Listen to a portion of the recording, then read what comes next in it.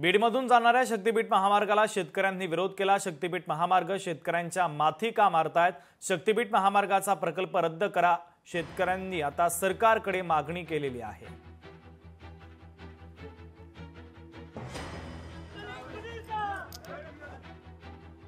विरोध योग्य मार्गाने किंवा त्यांचं निराकरण करून शेतकऱ्यांना शंका समाधान करून संयुक्त मोजणीची प्रक्रिया राबवण्याच्या ऐवजी या शेतकऱ्यांना नको ती आश्वासनं देण्याचा प्रयत्न, तर अशा प्रकारे संभ्रमित करण्याचा जो प्रयत्न शासनाची एकूण पॉलिसी ज्या पद्धतीने महाराष्ट्र आणि देशभरात चाललेली आहे तीच पॉलिसी प्रशासन सुद्धा अडॉप्ट करतं की काय, अशा प्रकारची एक शंका या व्हिडिओच्या माध्यमातून शेतकऱ्यांमध्ये निर्माण झालेली आहे। माझा आपेट गिरोली येथील 231 गट नंबर मधील शक्तीपीठ महामार्गासाठी जमीन जात आहे।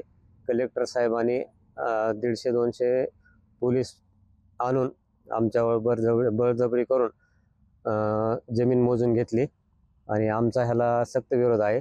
मी सुग्रीव त्रिंबक आपेट, राहणार गिरोली आपेट। माझा गट नंबर 223 असून माझ्या शेतामधून शक्तीपीठ महामार्ग जाणार आहे, तरी साहेबांनी शक्तीपीठ महामार्गासाठी मोजणी केलेली आहे। त्या मोजणीला माझा सक्त विरोध आहे।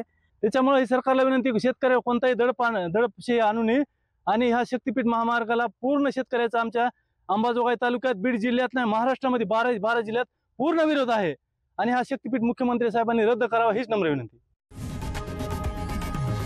लोकशाही मराठी ऐका, पहा, जागरूक रहा।